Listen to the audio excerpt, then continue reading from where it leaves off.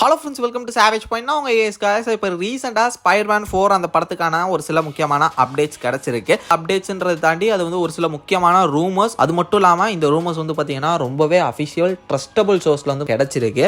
அந்த ஒரு சோர்ஸ் என்ன சொல்லியிருக்காங்க, கிடச்சிருக்கக்கூடிய ரூமர்ஸ் என்னன்றது தாண்டி ஒடிசி அந்த படத்துக்கான ஷூட்டிங்கும் பேரலாக போயிட்டு இருக்கு. அப்படியே அதை பற்றி வந்து பார்த்தீங்கன்னா லைட்டாக இந்த ஒரு வீடியோவில் அப்படியே மிக்ஸ் பண்ணி பார்த்துலாம். சரி, வாங்க நம்ம வீடியோக்குள்ளே போகலாம்.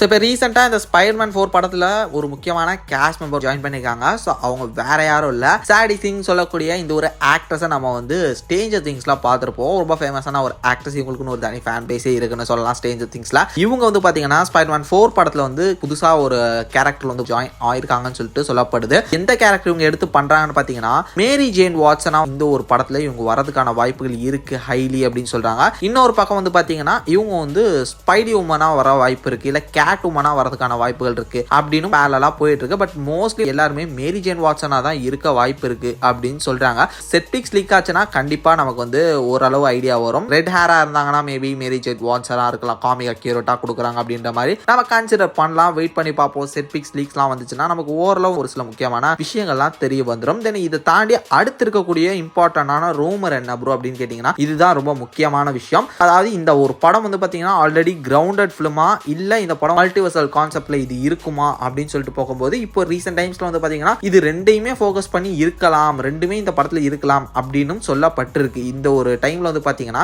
கரெக்டா இந்த படத்துக்கான போஸ்ட் கிரெடிட் சீன் என்னவா இருக்கலாம் அப்படின்றதுக்கான ஒரு சில ஹிண்ட் கிடைச்சிருக்கு. லைக் என்னன்னா படத்தோட போஸ்ட் கிரெடிட் சீன்ல ஸ்பைடி ஐலாண்ட் அதை வந்து நமக்கு காட்டுறதுக்கான வாய்ப்பு இருக்கு. அதாவது இன்ட்ரடியூஸ் பண்ணிட்டு இந்த படத்தை முடிப்பாங்க அப்படின்ற மாதிரி சொல்லியிருக்காங்க. நம்ம எல்லாருக்குமே தெரியும் சீக்ரெட் வார்ஸ் அப்படின்ற அந்த பேட்டில் வேர்ல்ட்ல வந்து பாத்தீங்கன்னா நிறைய பாகங்கள் லைக் நிறைய கான்டினென்ட்ஸ் இருக்கு. அதில் வந்து ஹல்க்குகளுக்கு வந்து கிரீன் லேண்டுன்னு ஒரு ஊர் இருக்கு. அப்புறம் ஜாம்பிஸ்க்கு வந்து பார்த்தீங்கன்னா அவங்க இருக்கிறதுக்குனே ஒரு ஜாம்பி லேண்ட்னு ஒரு இடம் இருக்கும். அங்கே ஃபுல்லாக ஜாம்பிஸ் தான் கிடக்கும். குப்பமேடு மாதிரி எங்கள் ஜாம்பிஸ்லாம் போட்டு வச்சிருப்பாங்க. இது மாதிரி அந்த உலகத்தில் வந்து பார்த்தீங்கன்னா நிறைய இடங்கள்ல ஒவ்வொரு டைப் ஆஃப் சூப்பர் ஹீரோஸ் இவங்கலாம் அப்படியே வாழ்ற மாதிரி காமிச்சிட்டு இருப்பாங்களா. அது மாதிரி ஸ்பைடி லேண்ட் சொல்லிட்டு ஒரு இடமே இந்த ஒரு படத்தில் வந்து காட்ட போறாங்க அப்படின்னு சொல்லிருக்காங்க. அதாவது இந்த படத்தோட போஸ்ட் கிரெடிட் சீன்ல வந்து பார்த்தீங்கன்னா லைக் ஸ்பைடர்மேன் வந்து ஸ்பைடி லேண்ட்ல இருக்கிறதாவும் படத்தோட எண்ட்ல இருந்து போஸ்ட் கிரெடிட் சீன் வந்து பார்த்தீங்கன்னா ஜம்ப் பண்ணி பார்க்கும்போது அவர் வந்து சீக்ரெட் வார்ஸ் ஆர் டூம்ஸ்டே நடந்துகிட்டு இருக்கக்கூடிய டைம் லைன்ல ஸ்பைடர்மேனை வந்து காட்ட போறாங்க. அதோட Spiderman will return on Doomsday or Secret Wars அப்படின்னு சொல்லிட்டு முடிக்க போறாங்க போஸ்ட் கிரெடிட் சீனை அப்படின்றதுக்கான ஒரு சில ரூமர்ஸ் கிடைச்சிருக்கு.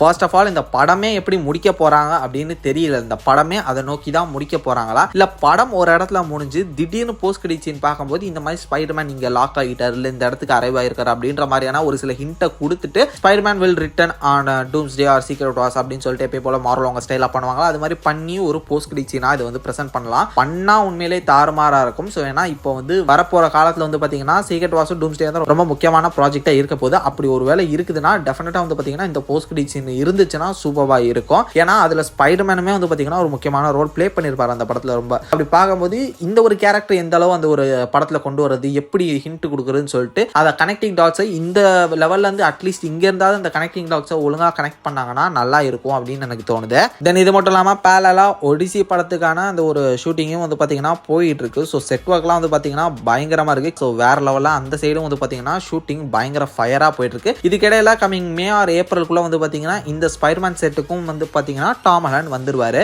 கண்டிப்பா இனி வரக்கூடிய காலங்களில் வந்து டாம் ஹாலண்டுக்கு வந்து ஒரே அடாமலை தான். அதையும் தொடர்ந்து நிறைய இந்த மாதிரியான அவரை பற்றின அப்டேட்ஸ் ரூமர்ஸ் இதெல்லாம் வந்துகிட்டு தான் இருக்க போது. அதெல்லாம் தொடர்ந்து நம்ம வந்து பார்ப்போம். சரி, ஓகே ஃப்ரெண்ட்ஸ், இதே மாதிரி தொடர்ந்து நிறைய இன்ட்ரெஸ்டிங்கான வீடியோஸ் பார்க்கறதுக்கு மறக்காம நம்ம சேவேஜ் பாயிண்ட் சேனலை சப்ஸ்கிரைப் பண்ணி அந்த பெல் ஐகானை பிரஸ் பண்ணிக்கோங்க. அடுத்த இன்ட்ரெஸ்டிங்கான வீடியோல நாளைக்கு மீட் பண்றேன். அது வரைக்கும் tata bye bye, take care from A Square.